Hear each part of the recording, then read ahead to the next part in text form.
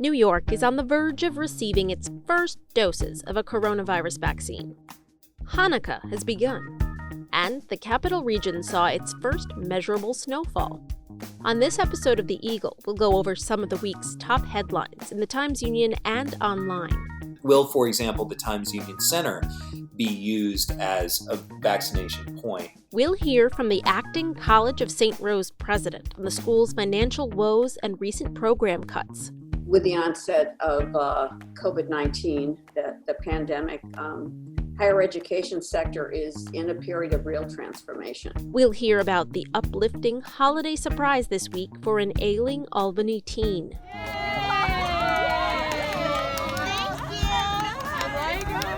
And we'll get the recipe for perfect latkes for Hanukkah. And then once it gets golden on one side, flip it, let it get golden on the other, drain it on a tray lined with paper towels, and eat them. And that's really it.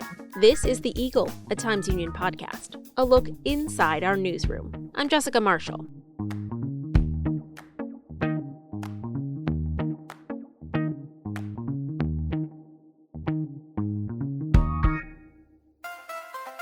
If you're enjoying this podcast, take advantage of all the Times-Union has to offer and support our efforts to bring you award-winning journalism by becoming a Times-Union member today. Go to timesunion.com/subscribe.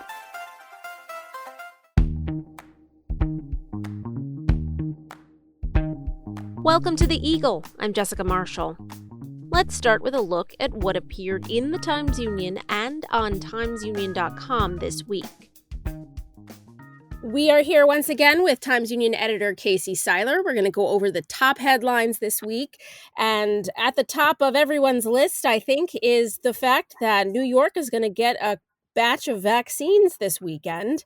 And the capital region is going to get about 5% of those vaccines. So can you tell us what the scene is here? Of course, this is all, we're talking Thursday morning, this is predicated on the FDA approving the Pfizer vaccine, which would be the first one out of the gate. New York is scheduled to receive an initial batch of 170,000 doses, but please bear in mind that this is going to be a vaccine that is going to come in 2 shots that you get roughly a month apart. Same thing for the Moderna vaccine that is sort of second in line. As you noted, the capital region is supposed to get a little bit less than 8,000 of the 170,000 of the initial Pfizer, stock that's going to roll out. It'll go out via UPS and FedEx to 90 distribution centers across the state. And then it's really kind of on New York to come up with the plan for distributing it.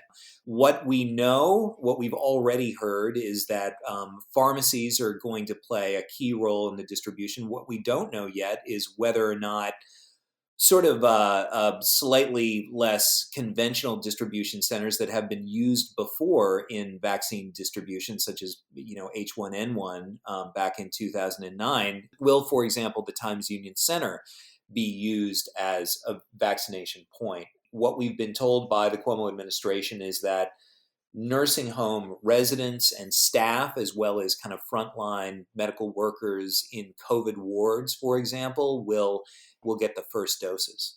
Wow, we'll be keeping an eye on that. In other news, out of the Attorney General's office, the state Attorney General Tish James announced a lawsuit against Facebook yesterday. Can you tell us about that? Yeah, Tish James is kind of taking the lead on this suit, which is, as you noted, brought by more than 45 states, as well as the District of Columbia and I believe Guam, accusing Facebook of using anti-competitive practices to become sort of crushing personal data monopoly that many have warned about, that its practice of buying up competitors such as Instagram and WhatsApp in these multi-billion-dollar deals has effectively made it an anti-competitive monopoly. Now, Facebook has responded and said, hey, look, no one is obligated to go on Facebook. It is there are other social media platforms out there. Conservatives are now flocking to Parler, for example. There's Twitter that is still separate from Facebook, and all of the deals that the acquisitions that are referred to in the lawsuit were approved by federal regulators at the time. It is being cast as the state lawsuit is overthrowing previous federal decisions okaying these moves by Facebook. Interesting. Now on Capital Region news, we lost somewhat of an icon this week. Well, Father Peter Young, who was 90 and had been battling multiple myeloma, he was a remarkable figure. I got to know him when I was the State House bureau chief. Father Young was famous as someone who could, nurture relationships with elected officials as a way to secure the support that he needed for this network of nonprofits that he founded that worked with the homeless, that worked particularly with people with substance abuse problems. They offered career counseling, you name it. And this was a network that really stretched from the 5 boroughs all the way out to Buffalo. John Sweeney, the former congressman who has spoken openly of his own battles with alcoholism, he's been sober for more than a decade now, said that Father Young really reached out to him when he was absolutely at rock bottom. And not because he was an elected official, but because he was, like so many other people that Father Young interacted with, an addict, an alcoholic. And a really remarkable life and a remarkable story of service to the region. And you can read all of the pieces that we've done on him throughout the years, going way, way, way back on timesunion.com. I would also recommend that folks go back and read Linda Edwards' profile of him that really ran just, I think it was less than 2 months ago. And I think you spoke to Linda about that profile and about Father Young. I did on a previous episode of this podcast. You can go back and listen. All right. In sports news, the Valley Cats, our hometown baseball team, got dissed by the MLB this week. Can you tell us about that? Yeah, Major League Baseball extended invitations to 120 minor league teams to maintain their status as affiliates. The Valley Cats, which had been for a long, long time, I think its full 18-year history, had been affiliated with the Houston Astros, was not offered affiliation with any of the 30 teams, including the Astros.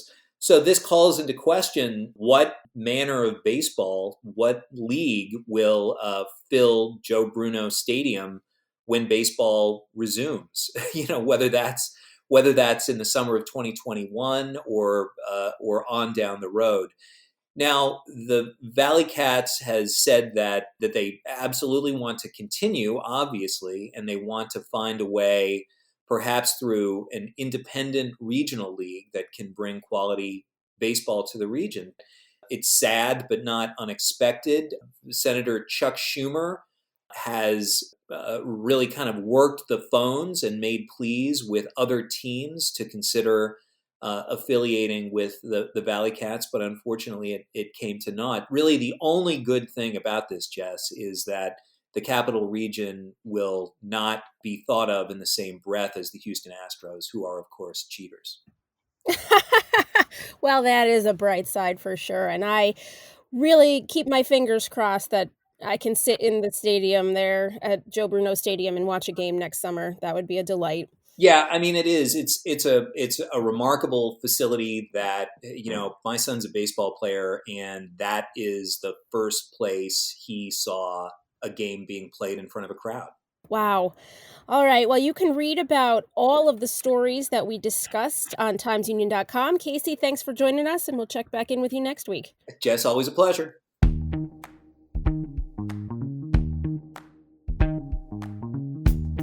The College of St. Rose announced this week that it would be cutting 25 degree programs. The financially strapped school is looking to save $6 million by eliminating the programs, including those in arts and music.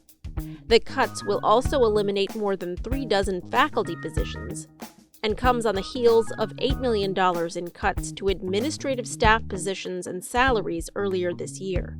The decision this week sparked anger and sadness among students, faculty, and the community. Education reporter Rachel Silberstein spoke with the college's acting president, Marcia White. This is the second time, we'll get right into it, the second time in 5 years that we've seen sort of sweeping cuts and departments closed at the College of St. Rose. Last time, sort of the justification was this would sort of turn around the college's finances, but instead it has led to more cuts. What's sort of the game plan here? Well, I think the big issue to recognize is that with the onset of COVID-19, the pandemic, higher education sector is in a period of real transformation. Yeah. There's no secret that these financial challenges are pressing throughout the country with all colleges and universities. And it's a time when they have to really make very tough decisions. I guess the question is, what do you do about it? And St. Rose chose to be proactive. We've laid out a 3-year multiple financial plan to help the college with its long-term financial stability. And we cut $8 million in administrative expenses a number of months ago. And now we feel the next step is to reduce academic expenses. And that's what we feel that we have to do. I think it was also a shock for our community. You know, the College of St. Rose produces so many of our teachers, and they go to the College of St. Rose for like a well-rounded education. You know, lots of our music and art teachers. How did you decide which programs to prioritize? It was really the expense versus revenue for one thing, or enrollment. One of the arts programs, for example, has had a experience of 56% decline in enrollment over the last 5 years.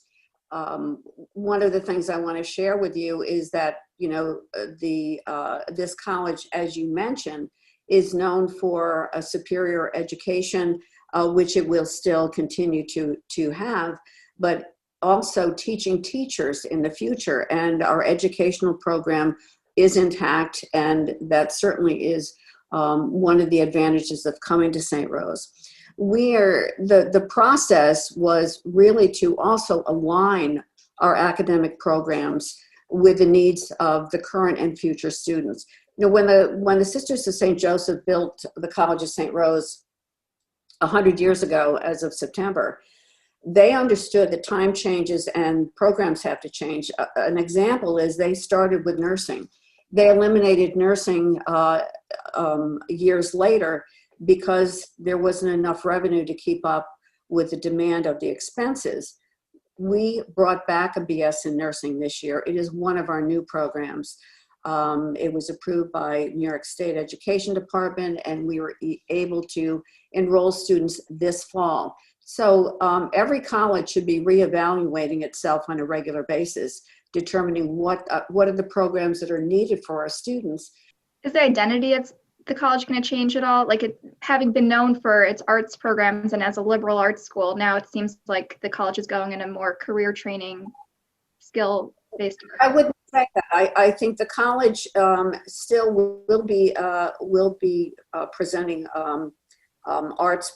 liberal arts education, which it has in the past. The college will still have arts industry, which is a very hot industry, college course. And the thing about music industry is that it had about 105 students enrolled. Wow. And the total enrollment of the BA in music, BM in performance, and BS in music ensemble were less than the number of students enrolled in the music industry. So that was a contributing factor, but I think it's a music industry we really can build here. And really have a great opportunity for students to feel they can come and get a great music education. Of course, you're not the only college in the region that's sort of struggling with these, you know, financially. We've heard of like some cases where smaller colleges merged with each other in order to consolidate some costs. Is that something that was ever on the table? I think that there was an awareness that is one of the ways the colleges can solve their problems. I think that we just needed to quickly resolve our financial issues before we could even consider a merger or have that conversation. Whenever you lay off tenured faculty, you can anticipate some of them will appeal. There's an appeal process, correct?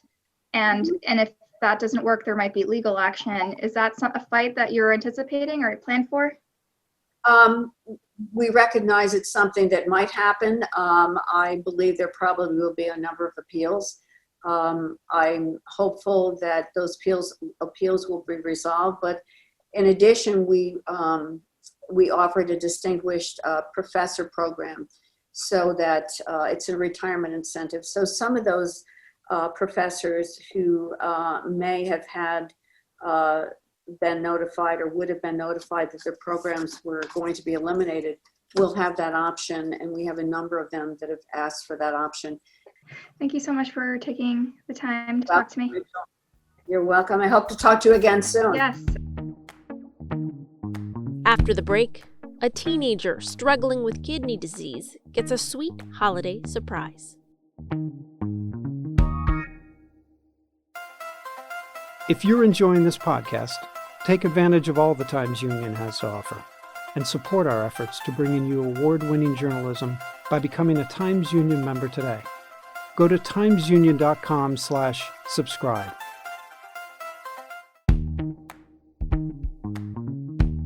Welcome back. You're listening to The Eagle, a Times Union podcast. I'm Jessica Marshall. 14-year-old Maliha Jackson lives in Albany and loves Christmas. She was disappointed this year when the annual tree lighting at her school, Hackett Middle School, was canceled due to the pandemic. She's also living with kidney disease that's progressed to end-stage renal failure. To cheer her up, school officials and residents planned a special ceremony. They threw Maliha a holiday surprise tree lighting. Reporter Eduardo Medina was there to capture the moment, and I asked him to tell me all about it. Light it up! Light it up! You went to a very special event this week. Can you tell me about what you did? Sure, yes. So I went to a Christmas tree lighting ceremony that Hackett Middle School held for this girl named Maliha Jackson.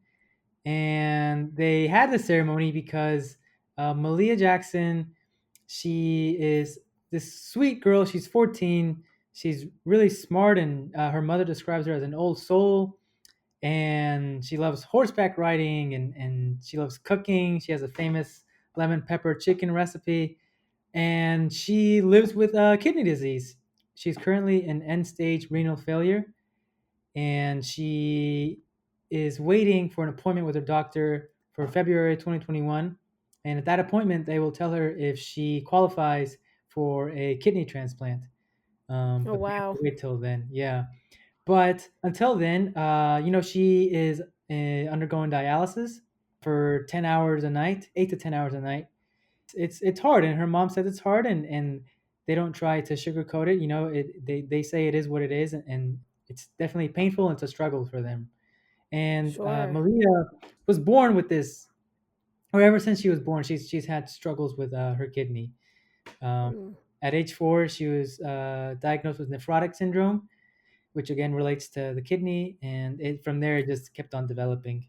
And she's had Wow. better periods and worse periods. Through all of this, too, she's a middle school student, undergoing her typical studies of an 8th grader, right? That's right. Yeah, exactly. She's in school, and her mom tells me they have every sort of disagreement that any teen daughter and mother have.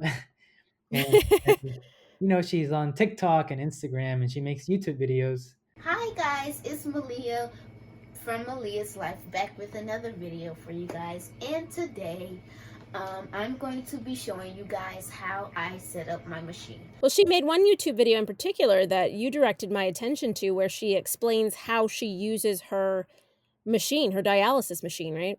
Yeah, it's a really interesting video, isn't it? Her mom showed me that video first. All right, see, now it says connect bags and open the clamp. So basically what that means is connect bags and open the clamps.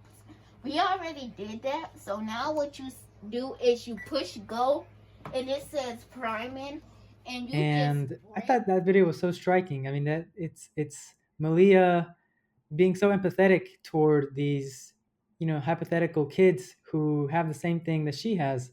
And she's just so patient and kind in that video. And she carefully Mhm. goes step by step. And I just thought it was very indicative of what her mom says is her character. She's a very special kid. She really is. She's a very special kid.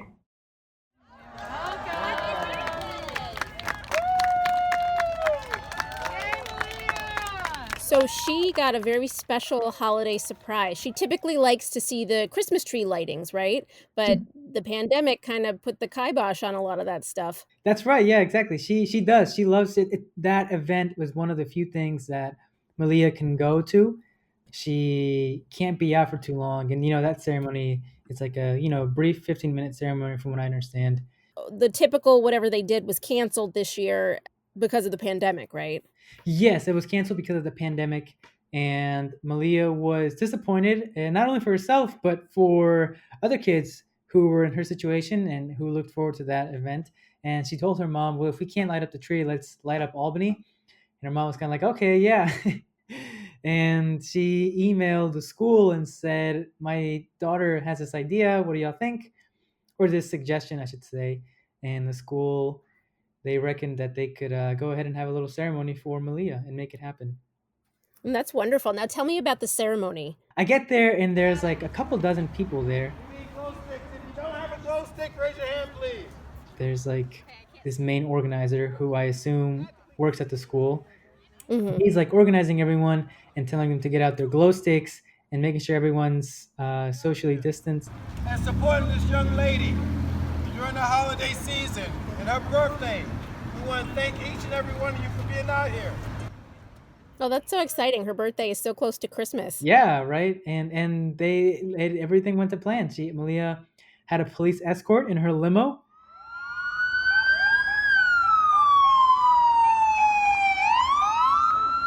And she rolled up all cool with her mother, and they hopped out. And that's when everyone cheered, and then they sang her happy birthday. Happy birthday to you. Happy birthday, dear Malia. Happy birthday to you.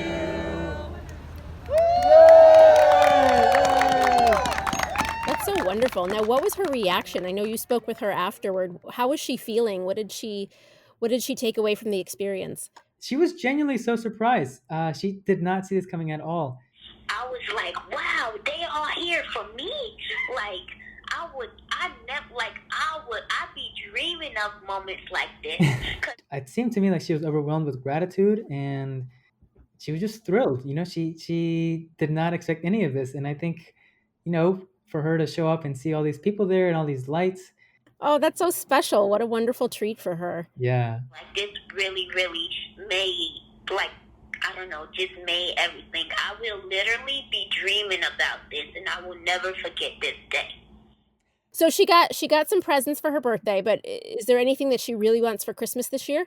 Yes, there's one thing she's really excited about or really hoping to get, and her mom told me this. She wants to learn how to play violin. She's this really curious kid, and she loves to learn other languages. She wants to learn sign languages, and now her curiosity has led her to music, and she thinks the violin is just makes the most beautiful sound.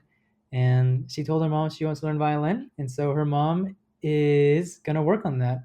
That's great. Well, I look forward to any future videos that she'll put out on YouTube of her playing the violin. Now, one final thought here. You mentioned earlier in the conversation that she has to wait until February for her prognosis.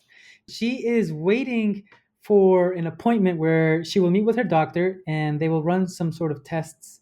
And after they run these tests, they will know if she can sustain a transplant, if her body can sustain that. And if they determine that she can, then she will be put on a list. And because she is, a young kid who has no other underlying health condition, besides her problems with her kidney, then she is likely to get a transplant. But, her mother and Malia are very realistic, and they know that there's a possibility that she won't be capable of having a transplant. But for now, they're hopeful, and they're just going to wait till February and then see what happens. All right. Well, we'll all keep our fingers crossed for her. That sounds like a very scary thing, but she sounds like she's ready to meet the challenge. Yeah, I think so too.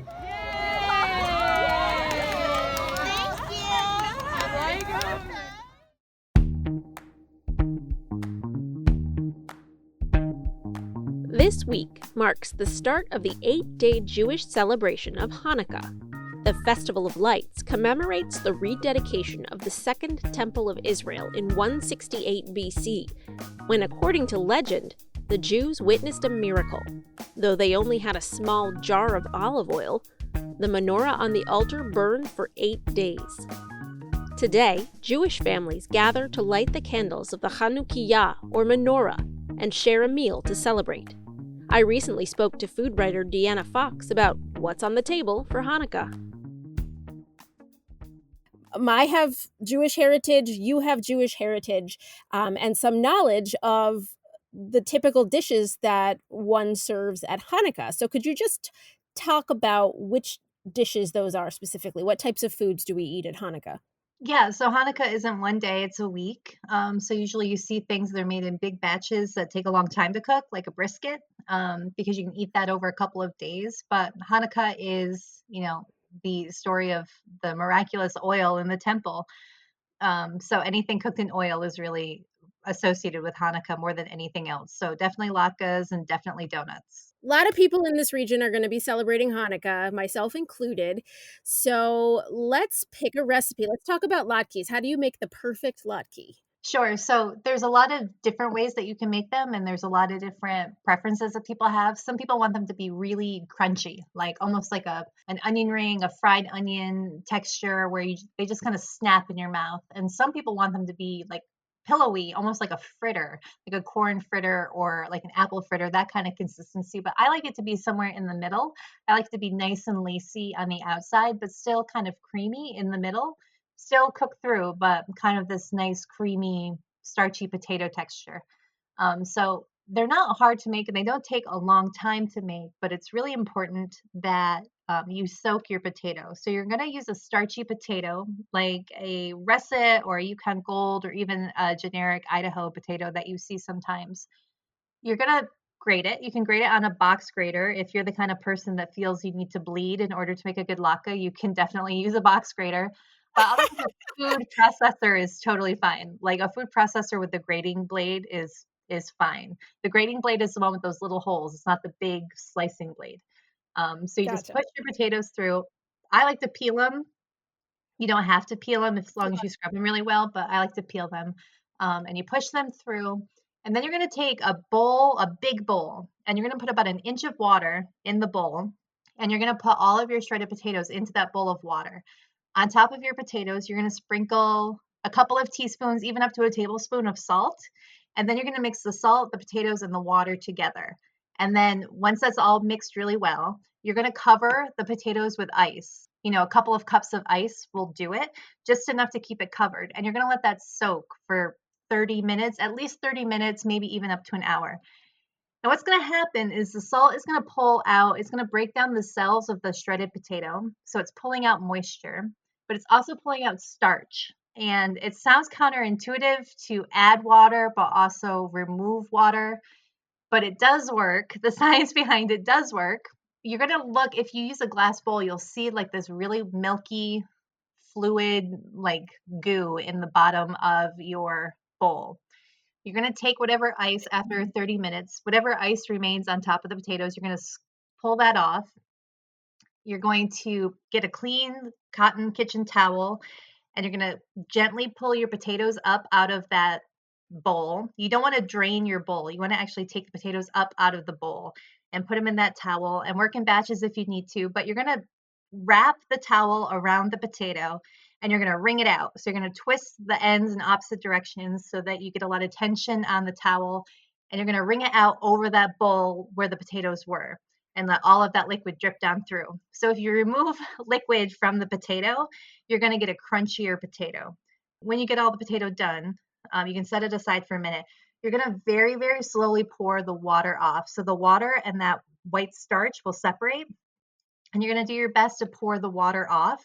You're going to lose some starch, and that's okay. But the starch is going to actually act like glue. It's going to bind everything together and provide some really crispy texture to your potato. So it sounds like a lot of steps, but it actually works really, really well. And, I don't expect you to make latkes once a week or once a month. I think you might just make them during December holidays. So you can take the extra steps to make something special. It's going to be okay, and it's not hard. And then anyway, you've got your starch, you've got your wrung out potatoes. You're going to mix that together. You're going to add in some egg. You're going to grate up some onion and add that in. I use matzah meal to help bind it together, but you could just use flour and then salt and pepper. And that's it. And then you only need just a little bit of oil. You don't need to deep fry these, just like a half inch of oil and just rounded spoonfuls into your oil.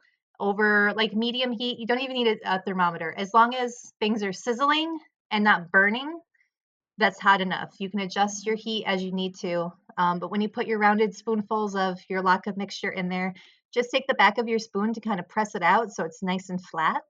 And then once it gets golden on one side, flip it, let it get golden on the other, drain it on a tray lined with paper towels and eat them. And that's really it. That's amazing. Now, what kind of pan would you recommend for this? Would a nonstick be preferable to a, regular pan, or what's your recommendation? Nonstick is fine. You just want something that's heavy. You want a nice heavy pan. So if you have cast iron, that's even better.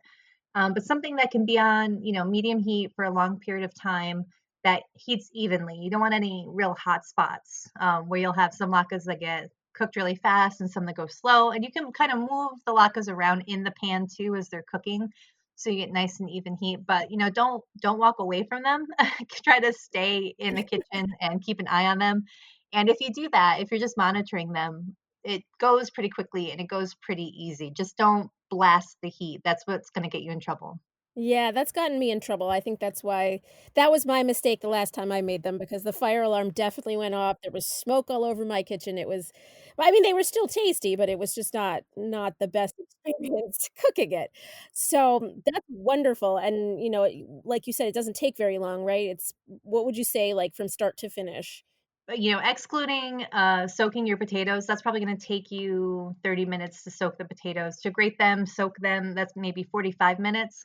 But to actually make the batter, cook them, and have the whole batch cooked, it really depends on the size of your pan. But if you're using just like a regular size skillet, I think that you could probably get through a batch in 30 to 45 minutes. And a batch is going to make like 3 dozen latkes. Oh, wow. My mouth is watering already. Thank you so much for sharing the recipe and the tips and tricks. That's it for this week. I'm Jessica Marshall. We'll be back next week with another look inside the newsroom here at the Times-Union. In the meantime, check us out on Facebook, Twitter, YouTube, and Instagram, or head over to timesunion.com for the latest news and features. And happy Hanukkah to those who celebrate.